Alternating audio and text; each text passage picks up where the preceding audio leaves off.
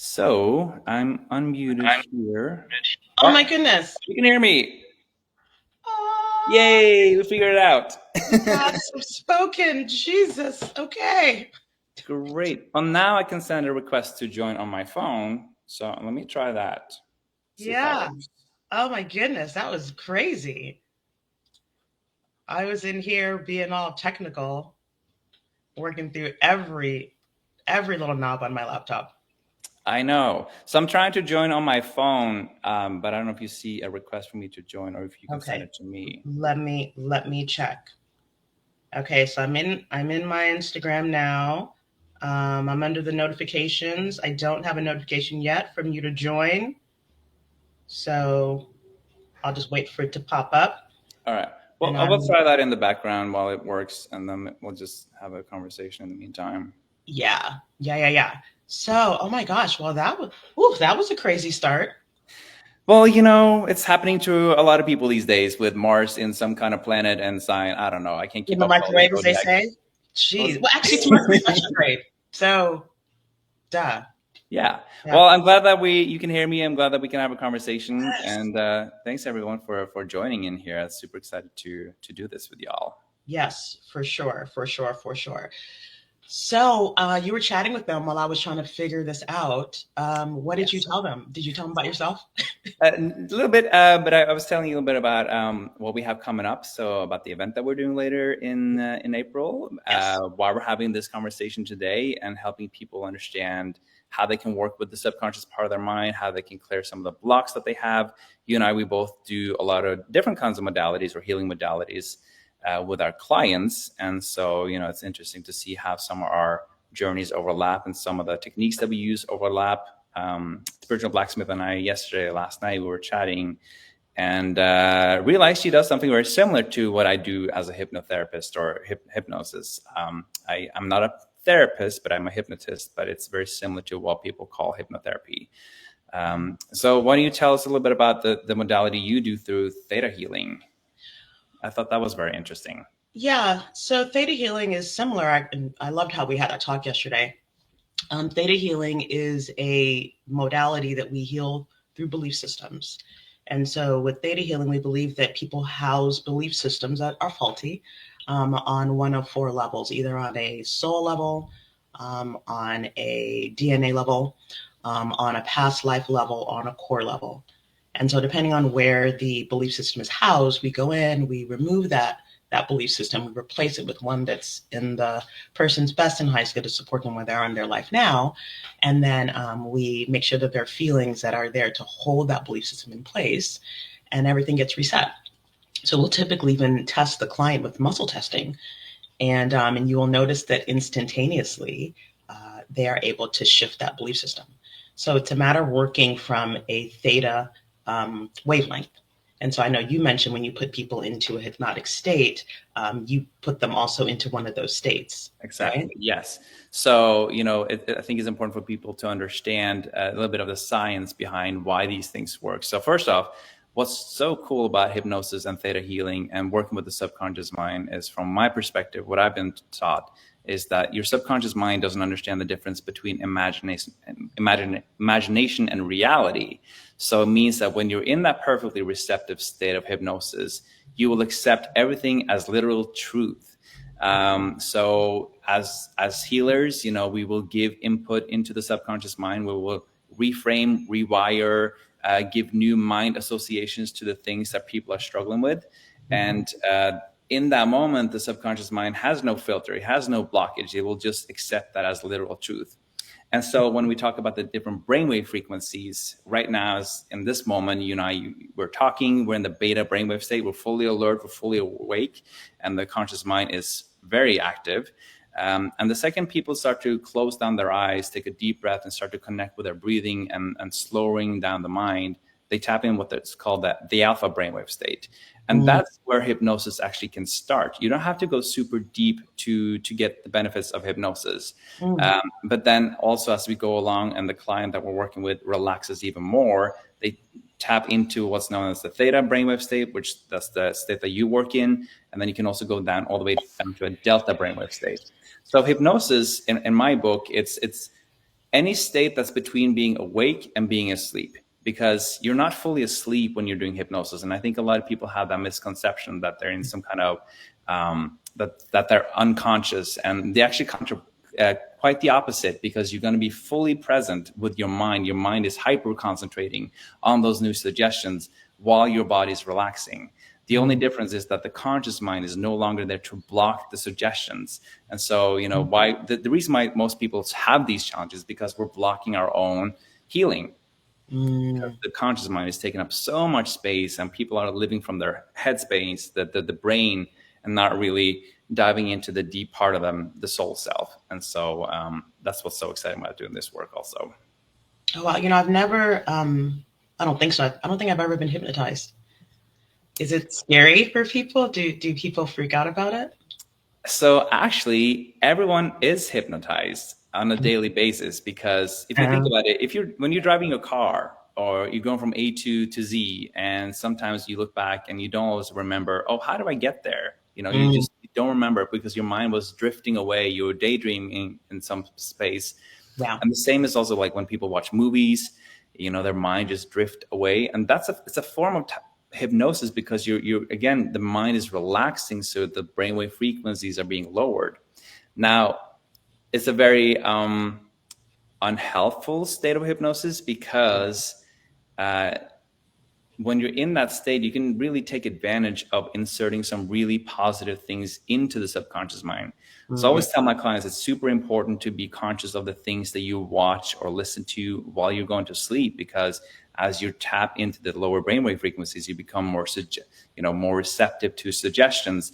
And so if you watch a lot of negativity on TV, like the news or politics, whatever, that will infiltrate itself into the subconscious mind.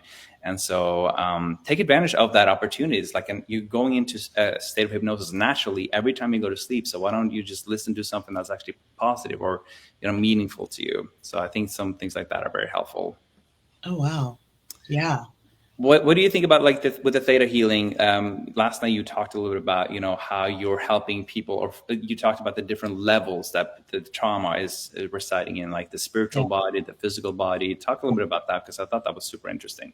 Yeah, no, people, like, lots of times, so for people who don't know me, so I'm a medium, a psychic, a medical intuitive, a Reiki master, yoga teacher, all those things, all things spiritual. And so many times a client will come to me for a session, and they will just say, hey, I'm having issues with work. I'm having issues with relationships. And so, as an intuitive, I need to get in there and see what's going on. And so I tend to use any of my gifts to help someone. So I may tune in and feel for where the block is. And so if I'm guided to it being a block, I will ask, my team, my spirit team, I always say that, to help me locate where this belief system is and what the root of it is. And so, I may tune in and find out that the person, has a block around love, or a block around abandonment, and that then manifests into a way to protect themselves from that.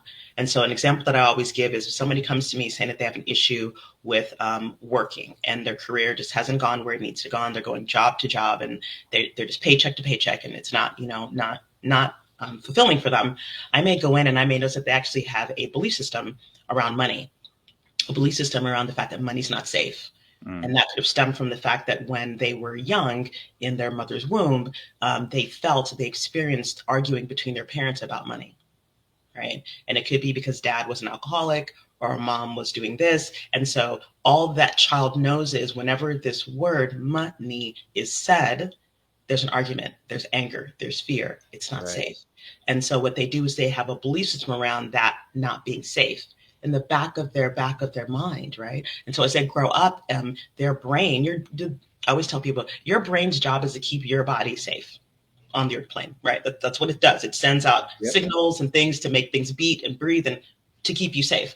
So your spiritual brain, your spiritual mind, because I believe that every bodily function has a metaphysical spiritual function. So because your brain's job is to keep your physical safe, your brain's emotional, spiritual, energetic job is to keep you emotionally safe. And so it will create these belief systems to keep you safe. And so we want to keep you safe for money, which means we'll do anything to help you not get money. Yeah. Right. And so that's what they do. And so they never realize they have this belief system. So we go in there and we locate the belief system, figure out where it's from. And it could have been from a core level, something between ages 0 to 7. And then we shift that belief system. We let them know, we kind of put them in that theta. I put them in a theta state, and to where I can then shift and add in different belief systems, like you're safe. You're safe with money. You can control how you feel around money, and just reshift the belief systems there, right. And then bring them back into their regular awake state, and then do some muscle testing, and instantaneously, they will, I feel safe with money, boom, versus when I did it before, I feel safe with money, weakness. Right. Just question, why do you say up until ages 0 to 7? Because I think that's such an interesting thing. So a lot of people talk about, as children, we're so open and we're so receptive to our environment. Like, talk about that, because I think that's so interesting. Yeah. So the 0 to 7 is the age. It's like our core for foundation time. Anything we experience, hear, feel, see, don't experience, don't feel. Okay. That it becomes part of our identity. And so it's so important to really be mindful of what you do around children between those ages, right? Because I always say when children come into the world, they're just wide open.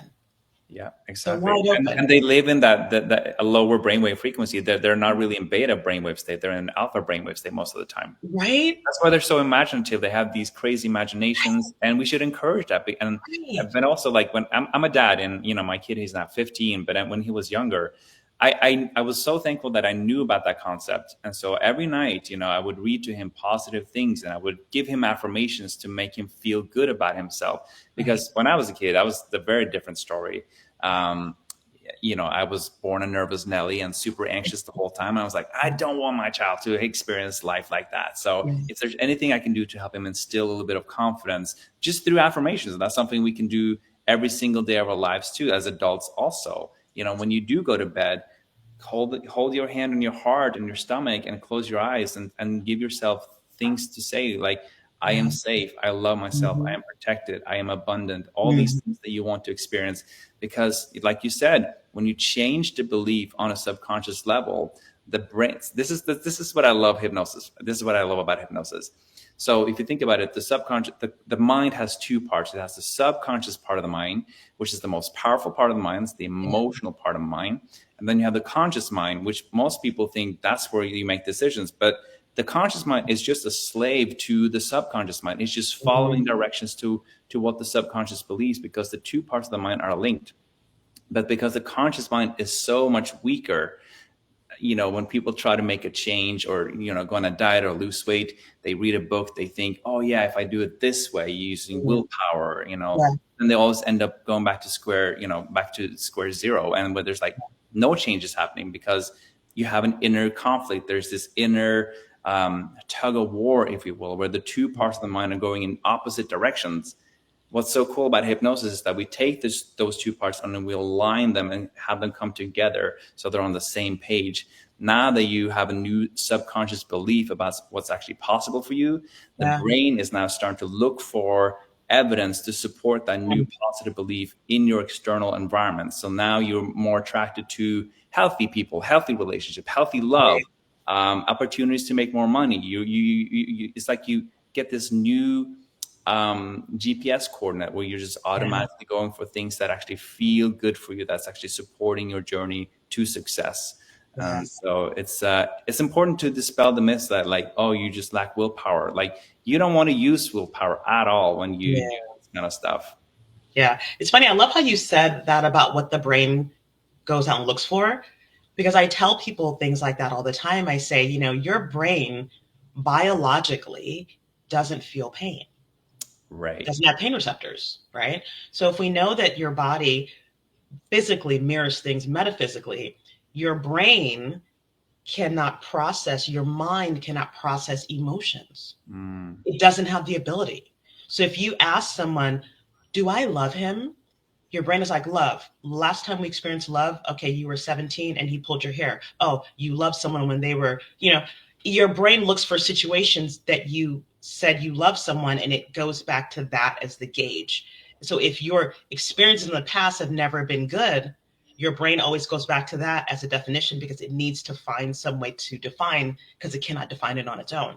Interesting. So I tell people, you need to create new definitions, just like you said, new Right. GPS, new coordinates, so your brain can go, oh, no, that's not love. This is love.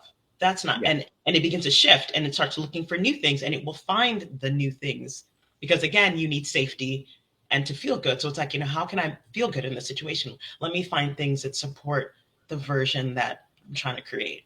Absolutely. And that makes me think of another good point, is that the reason why people are so stubborn to create change in their lives is because we're so used to what feels familiar, even if it's not healthy for us. Yeah. Okay? Because again, like you talked about, the brain wants to keep you safe, and anything that's outside of the internal narrative, the internal conversation you have about yourself, anything that contradicts that is going to feel unfamiliar, and anything that's unfamiliar to the brain automatically feels unsafe. And so when you know these things, when you go on a healing journey and you're aware that, okay, I may actually expect to feel this way, it's going to help you stay the course a little bit more better. And so it's about reminding yourself on a conscious level, using the brain, because it has to come along on the journey, and just shift the thoughts, because this is the other cool thing. When you shift your thoughts, remember that the subconscious mind has an emotional resonance to the words that you're speaking to yourself.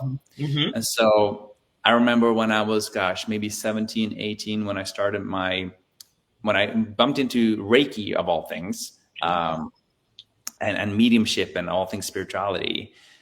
I didn't know that at the time, but I had a very negative mind, and I would always think negative things about myself, about other people, about world events. Every time the phone rang, I thought it was some kind of traumatic incident, because that's the memory I had in my past when one of my childhood friends, dad passed away, and I was there to pick up the phone. So like my mind created an association that every time the phone rang, I was going to have some kind of horrible news delivered to myself. And so because I was this child and very receptive to these things, it took me a long time to actually recognize that when the phone rings, I can remind myself that, I don't know what's on the other line, and I don't need to expect anything bad to happen. Right. Yeah. But again, it's like, remember also the internal conversation that you have with yourself. Let's say if you want to lose weight, instead of saying, I want to stop being unhealthy, the subconscious mind doesn't understand words like stop, no, don't. It only understands the word unhealthy. So every time you repeat that word unhealthy, I want to stop being unhealthy, it just understands unhealthy, and it actually creates more emphasis on the word unhealthy and all the things that's associated with that. Yeah. And so you need to shift the language you're having to yourself by saying something that's more positive, like, I want to get healthy, I want to get fit, I want to get strong, because now the subconscious mind is having a positive reaction to those words. Yeah, exactly.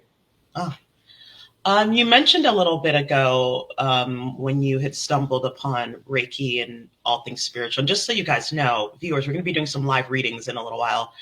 So if you have questions or things that you want guidance on, begin to think about those, and you can drop them in the chat, and we'll pick some and do some live readings. But I wanted to bring back that mediumship that you mentioned, because you're a medium. How do you think mediumship plays into all of this?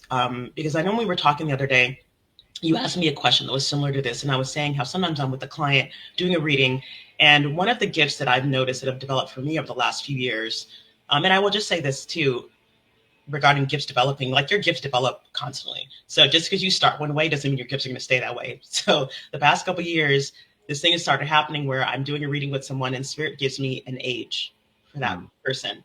And I know that whatever is going on, it started at that age. And so they may come in and say, I want to talk about this. And then I go in and I go, well, let's actually talk about what happened when you were 4. And they look at me with a shocked look, and they're like, what? And I'm like, well, let's talk about what happened when you were 4.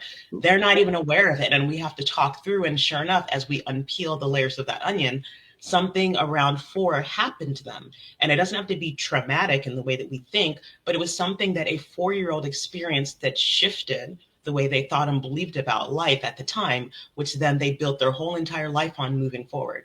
And so I tell them whatever they're asking me about now, whatever brought them in, the basis of that, the underlying root cause began when they were 4. So we go back in time, which you can, and shift that energy there, which then corrects, reshifts it in the present. Exactly. But as I was saying then, oftentimes when I tell the person, let's start at this age, their brain is like, yeah, yeah.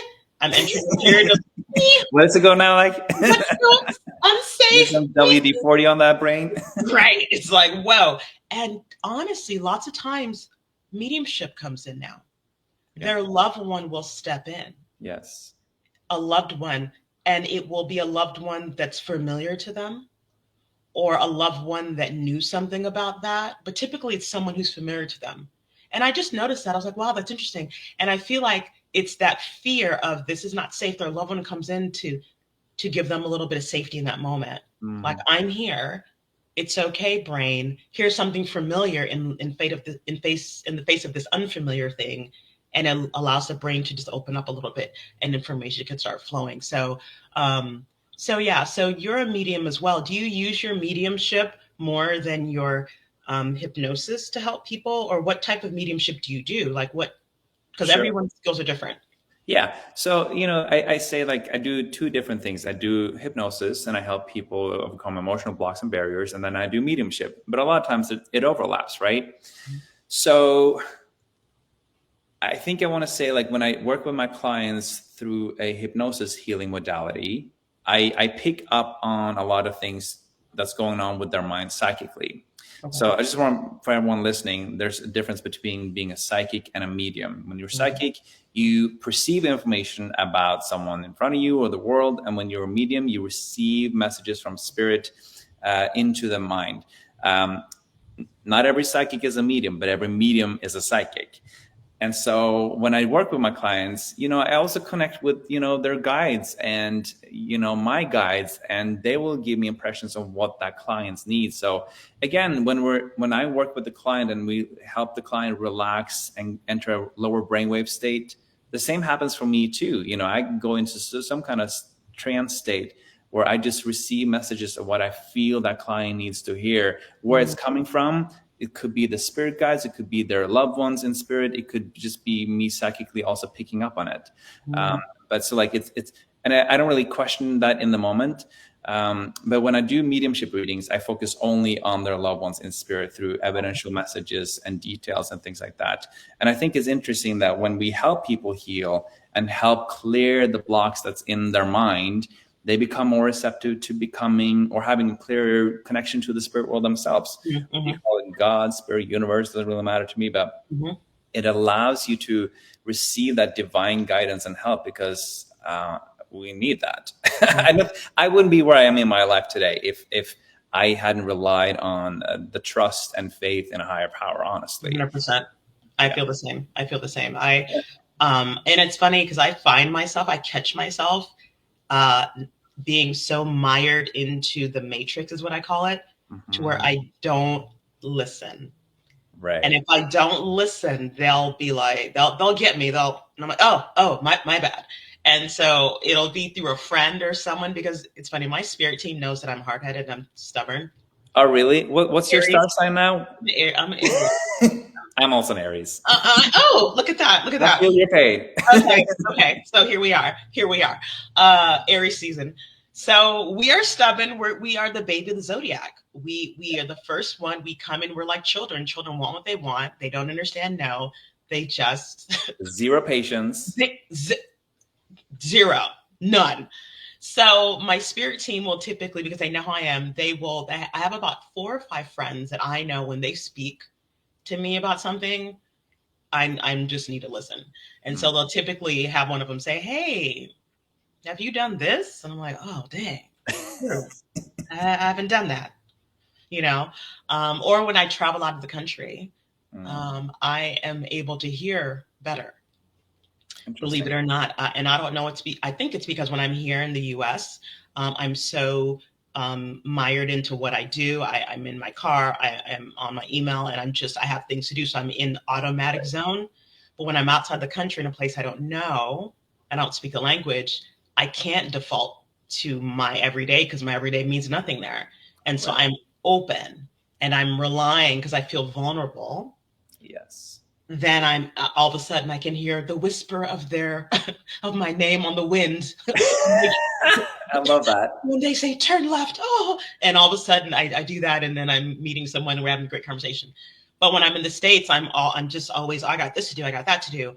And so I'm very cognizant of that I need to always be in that state of just being open, Right. just allowing myself to be clear and hear, because it's so much easier when we allow ourselves to be guided. Yeah. You All right. know, Let me ask you this. Like, how do yeah. you know if it's your mind or spirit or your intuition talking to you?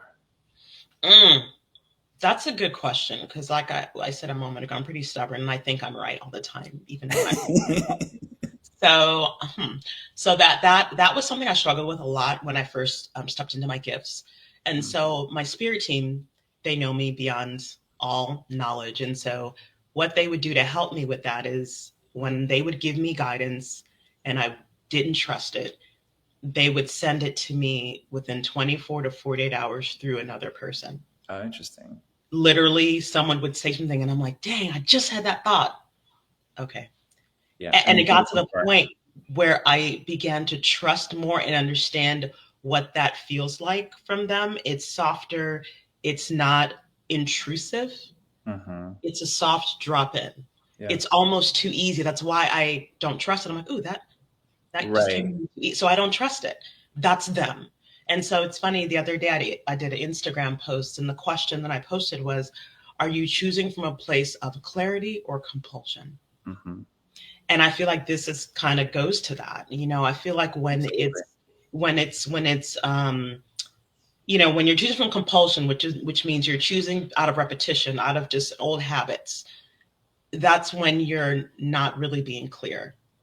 That's when you're not using your intuition. That's when you're choosing from trauma, comfortability. You're used to it, so that's what you choose. Exactly. You know, so that's what I feel though. Yeah.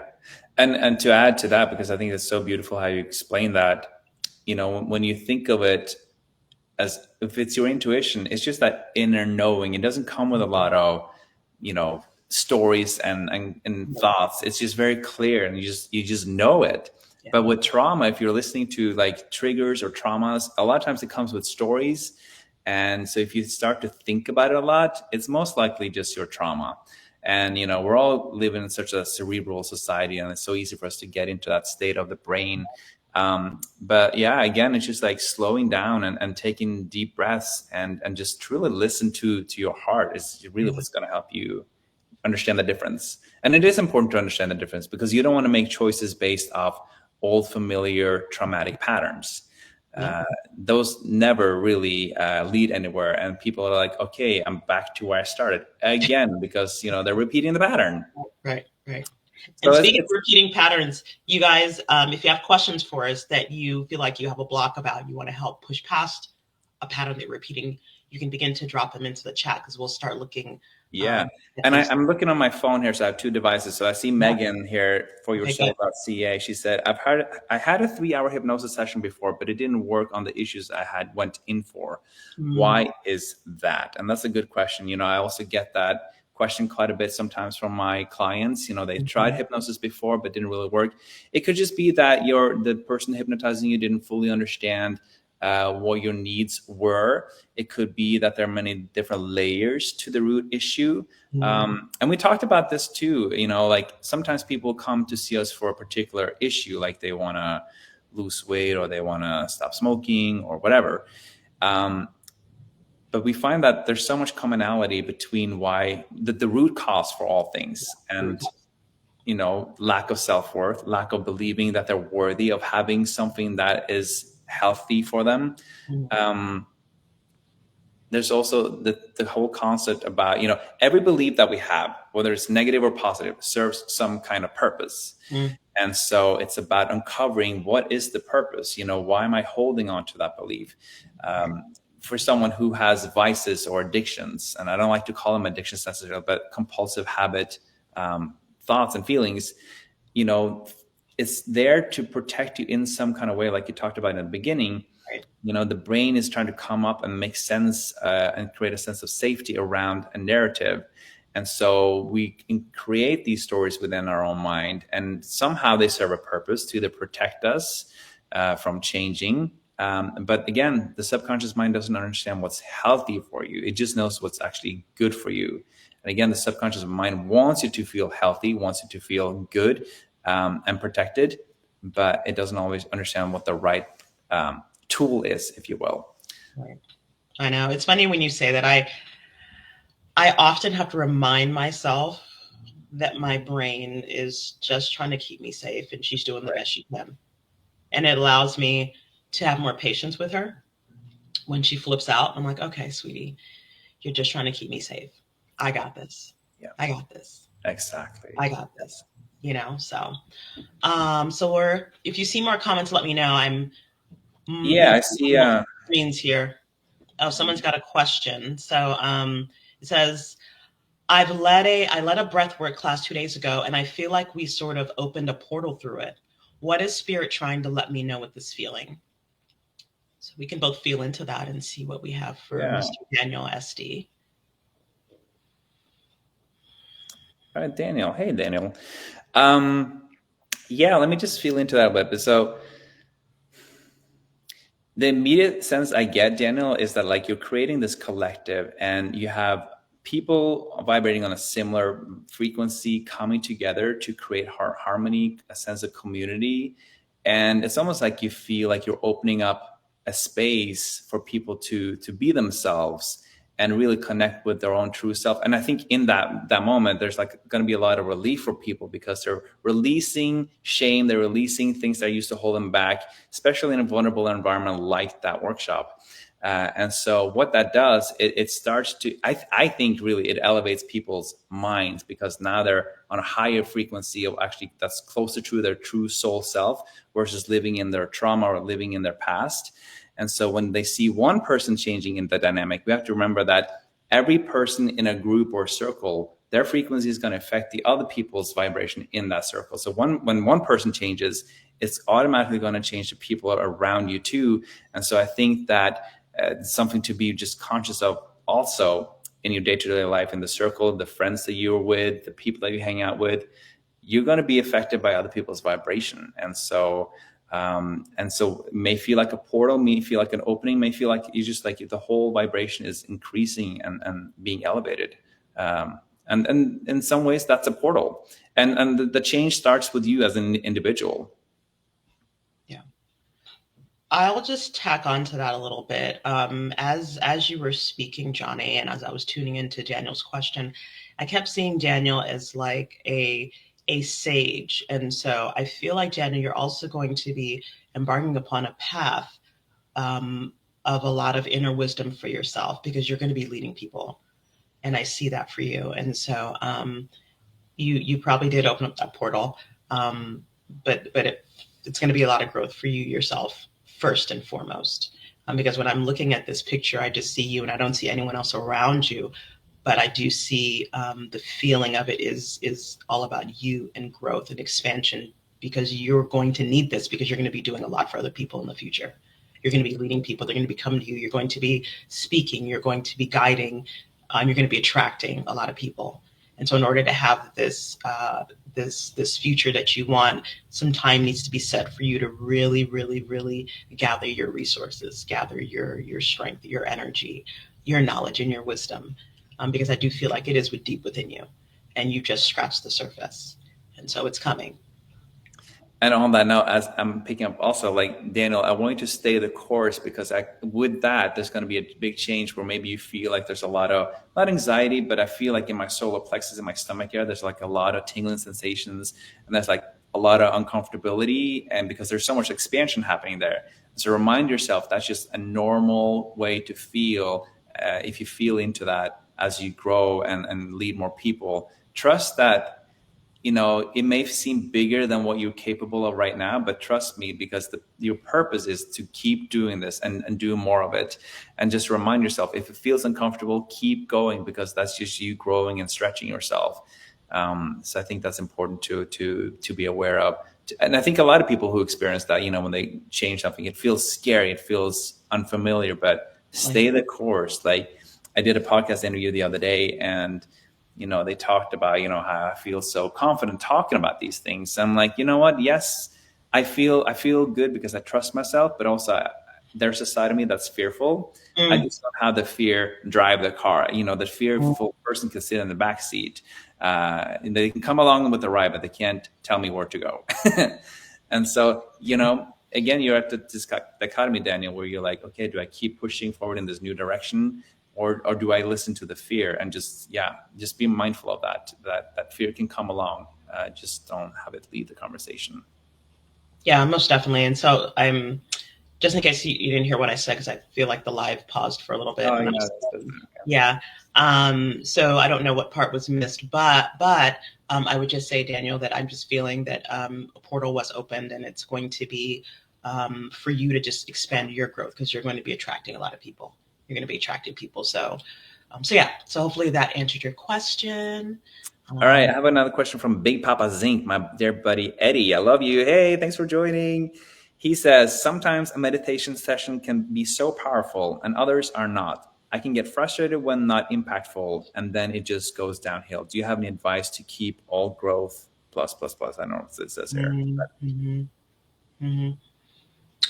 Yeah, I will take that first, I guess, because I also teach meditation to people. And I always remind people that there is no one way to meditate. And also for me, I've noticed that the meditation can be different each time. And so my goal for meditation is just to quiet my mind in that particular moment and just see what I need then. And sometimes they'll just give me a bunch of stuff. Other times I just needed to sit down for a minute and I didn't get much, So I don't know how you are, Jonny, with how you experience meditations. I do several. Sometimes I do by chakra. Sometimes I do breathing. And also I teach yoga. So for me, yoga is a meditation. So going through a yoga class, by the time I come out, I'm clear, things would have dropped in. So, it varies. And so I don't know what you want to add or how you do your meditation, but what do you think? No, absolutely. I can totally relate to what you're saying, Ed, because when I started my meditation too, when I was younger, sometimes it would be very impactful and other times it wouldn't. My meditation teacher said, it's like walking a dog. You just do it regardless. Sometimes you'll have a great walk. Sometimes you'll have a, not so great walk, but you should still show up for it. So keep practicing, keep doing it, but also start focusing more on the breathing too. I feel like, because a lot of times when people sit and meditate and they've had great experiences in the past, we get used to that and we think, oh, that's going to happen again. So we have an expectation, but the expectation lives in the brain and we don't meditate in the brain. So you have to get into the body, into the heart and into the body. And we do that through breathing. When I used to live in an ashram of all things, it's a spiritual community when I first moved to the States. And I learned something called the double breath meditation or double breathing exercise. And so I can do it now quickly. So what I did, you close your eyes, you visualize that you have an opening in your third eye, in your forehead, and then you draw in light in through your head, into your heart, and you let your heart be filled up with this beautiful light, and you feel an expansion happening as you're holding the breath. And you hold it there for maybe 10 seconds until you get a little uncomfortable, but you don't want to pass out. As you've held it there, and you feel the expansion happening, let out a little bit of air, maybe like 20%. And then take another deep breath in. Keep the stream of light through your forehead, into your heart, and now into your solar plexus, into your belly. And then you hold it there and feel the expansion happening in your heart and in your belly at the same time. Maybe hold it for another 10 seconds.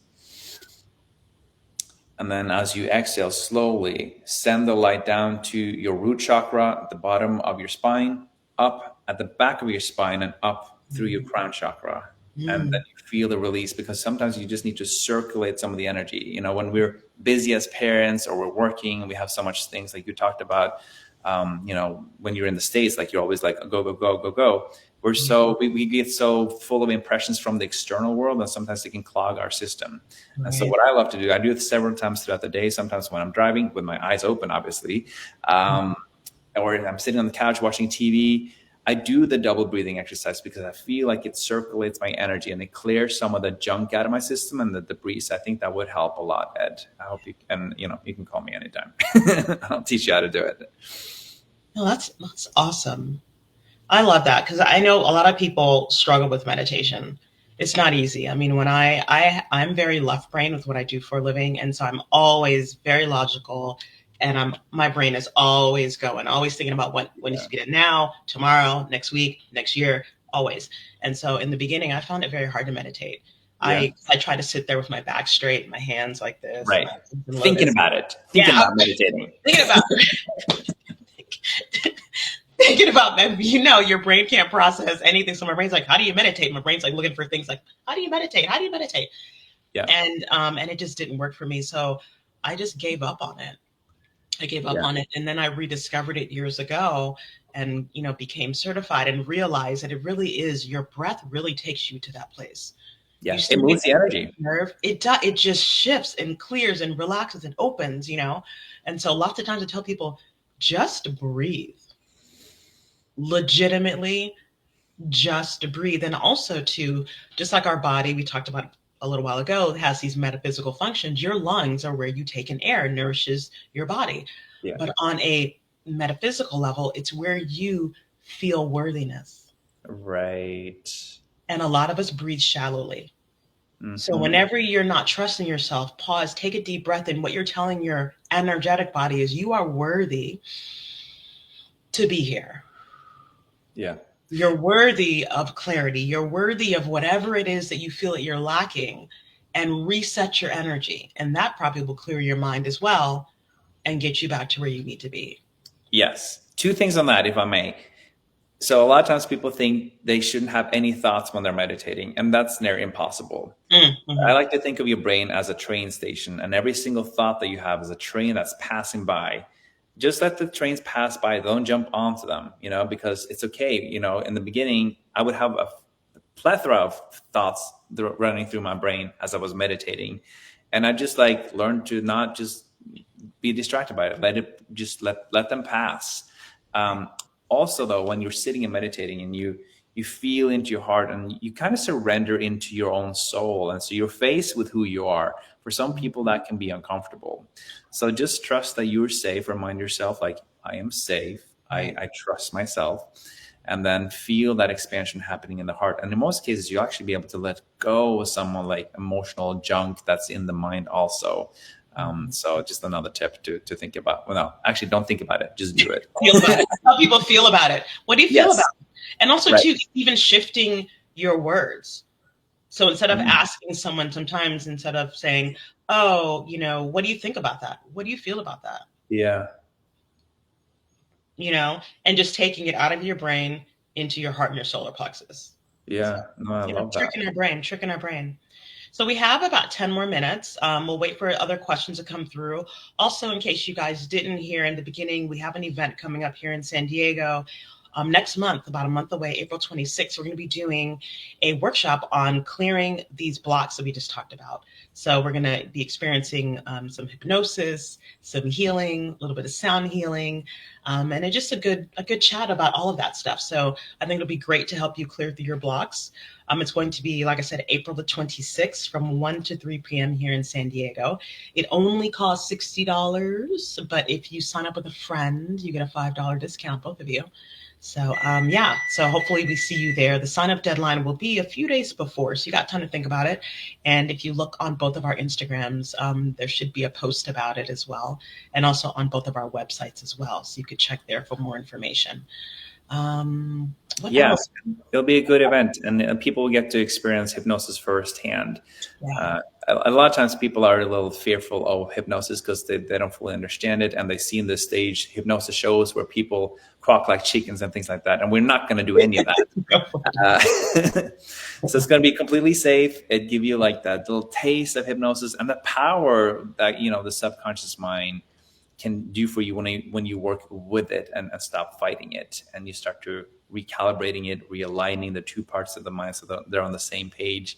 And we'll give you some practical tools and tips also to learn to recognize some internal lies that the brain is creating. Mm-hmm. How to disregard those lies and replace them with the actual truth. And the truth, in my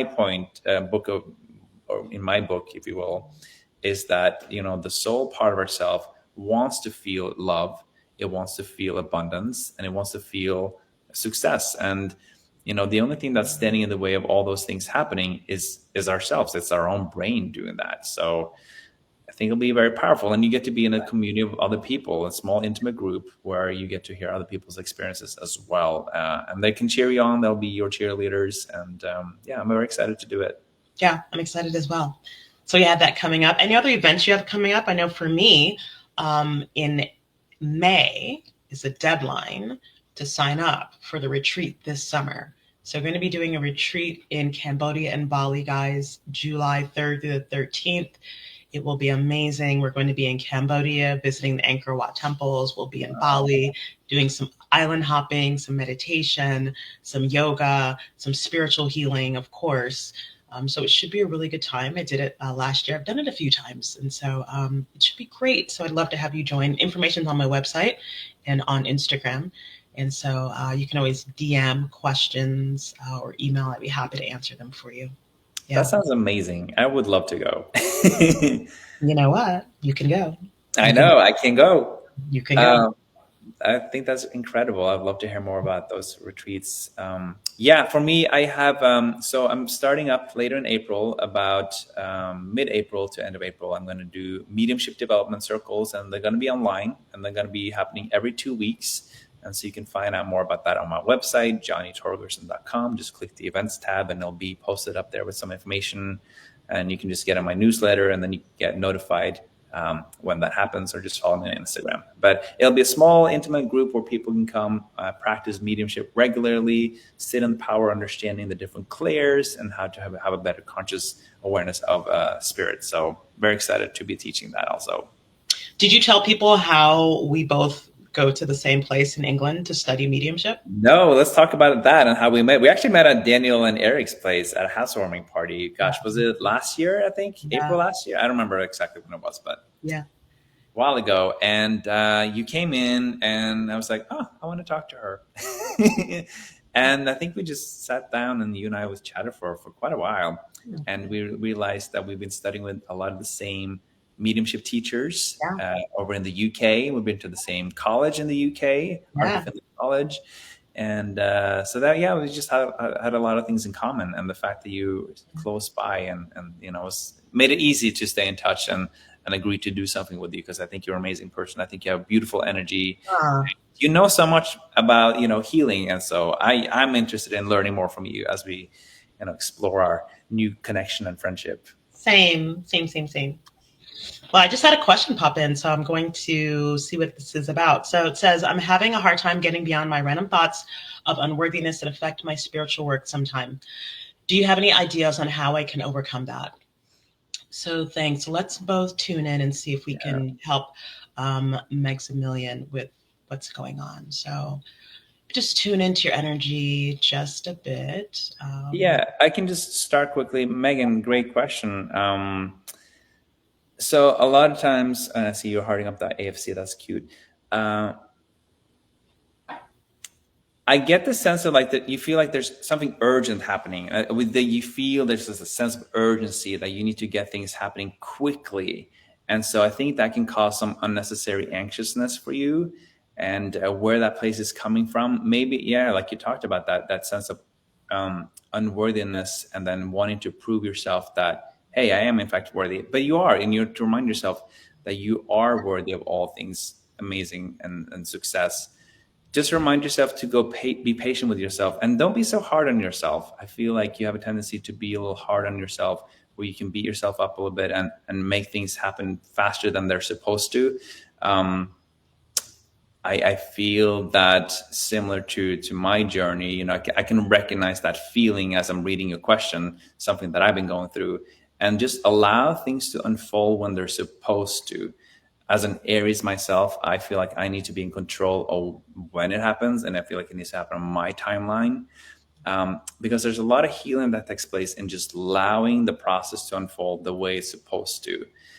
Trust me that you're not going to miss what's meant for you. It is coming to you.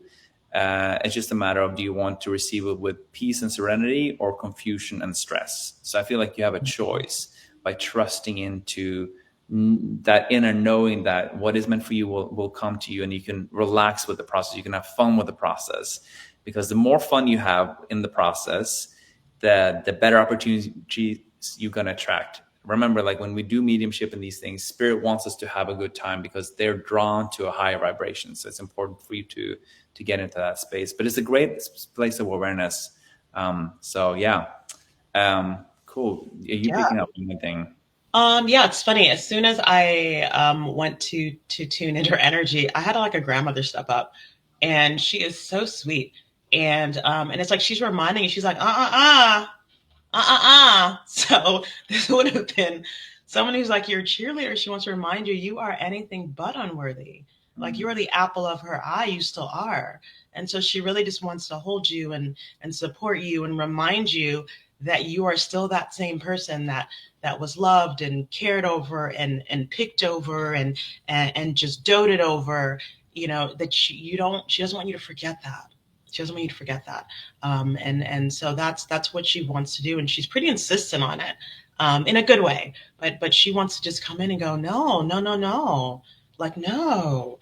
So if you know who this is, take that and think about her, and think about the way she looked at you, the way she fussed over you, and remember that she's still doing that now, right? So no matter what's going on, remember, you are worthy. You always have been. You're still that bright light. You're still that one that made her heart like just explode whenever she saw you.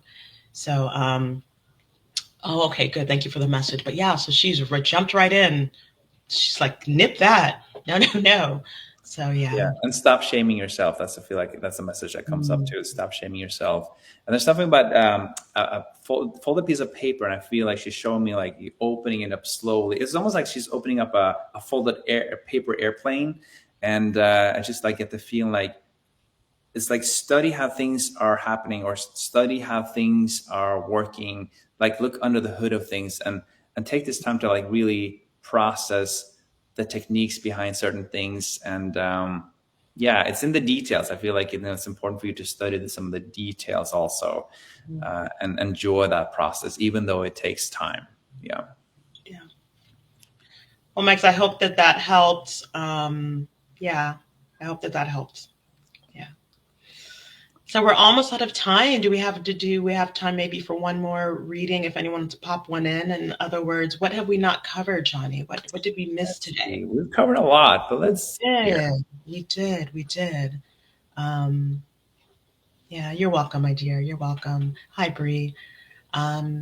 What else? I guess we should probably do this again too soon. Yeah, let's do it before our event maybe, and just like a little recap of things and reminder for people. Again, if you're interested in joining our event, April 26th, it'll be in San Diego, and you can find the information on both our Instagrams. The post should have gone live by now. You can also check our websites. And if you have questions, send us a message on Instagram, DM us. Yeah, DM us, email, we're both very responsive. And we'll be doing more things as well. Meg said, talk more about the theta healing. So theta healing, if you want to set up a session for that, anyone, just, hit me up and I can do that as well. But it is a belief system that works with modalities. Healing system that works with modalities. And we all have these belief systems, every single one of us. No one's perfect, because we all have had experience in life where we, in the beginning, were trained by other people. They were doing their best. They were our parents, and they taught us what they taught us based on what they were going through at the time, right? We've all had past lives, so we've all come in with baggage. So we came in with baggage. We picked up some other people's baggage, and we need to spend our life letting go of the baggage that really isn't ours to carry anymore, pick out the pieces of clothing that we need, and then move on. And so that's what theta healing does. It helps us really reevaluate what's ours, right? And then what we really need to help us in this life. Because I feel like we all, and this is my personal opinion, that we all come into this life to learn something, to grow, to shift something, whatever it is. And so we can come in and we can just forget or not choose to remember and live this life and come back and do it again. Or we can say, hey, don't want to do that anymore. Hey, I want to let go of that baggage. It's not working for me anymore. It's not working. Yeah, the earth is a school. We come here to learn. We come here to learn. It's the school of hard knocks. And so I definitely want to graduate and not have to repeat the same classes again with the same classmates. So I'm trying my best to have different teachers. And so so that's what it's about. You said when people come for healing, do you work on each level? I don't work on each level unless it's needed. So when I tune in, spirit will tell me where the belief system, where the faulty system is housed. So for some people, it could be multi-level, most definitely. You know, like, and the example I tell people often is somebody may say, I'm an alcoholic. And they say, my granddad was an alcoholic, my dad was an alcoholic, I'm an alcoholic. Pause, pause, pause. No, the belief system of alcoholism is within your DNA. Right. That is true. So then we can work through on a DNA genetic level, removing that belief system so it doesn't keep going. Also on a past life level, let me see if you had something on a past life with that. And also on a core level, if your dad was an alcoholic, your granddad was an alcoholic, chances are when you were between 0 to 7, you experienced the effects of alcoholism on you. So you have a belief system from what was in your DNA and from what you observed and experienced yourself. So in that situation, it's definitely on at least 2 of the levels, right? So I go in and spirit helps me identify what level it's on, and we pull it, clear it, shift it, rewire it from whatever level it's on, and then move forward. So that's a really good question. A lot of the work we do is really comes down to inner child healing too. Because you have to remember, like, that inner child who didn't get what that they needed at, you know, when we were kids is still screaming for attention. It's still screaming for love. And so it's important to reconnect to that part and heal that part of ourselves. And, you know, that's what we both do. And I think that's important to get that across as well. So, yeah. Good stuff. It was good stuff. Well, I think we're almost at our time. I know Instagram likes to cut things off at a certain time. But first of all, thank you so much, Jonny, for doing this with me. I appreciate it. And then we met, we talked about we need to do some things. So I'm so thankful of this time together. I'm personally thankful that everyone who took time out of their day to pop on and say hello or ask a question. I'm happy for that. So, and what are your final thoughts? Yeah, thank you, Spiritual Blacksmith, and I really appreciate you too. And then we got to do this great conversation as always. And again, thanks to everyone who tuned in and supporting us. And we will be more visible in the next few weeks about our upcoming event and the things that we do. And I love just connecting with people who realize that there's more to life than just what the naked eye can see, and who's interested in going on a healing journey. Because when we do this kind of work for ourselves and our own personal lives, we get, we attract those people as well into our lives. And I think we have just more meaningful conversations with people when we create that space. So I don't know. I love having this conversation with you. So thank you. Me too. And one more question popped in that I feel like now I want to explore too. It would be interesting.